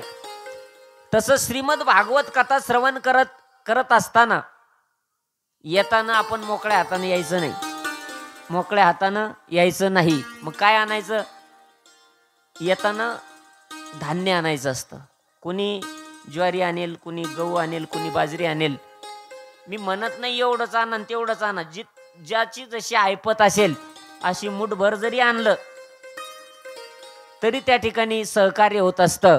म्हणून येताना आपण थोड्याफार प्रमाणात धान्य त्या ठिकाणी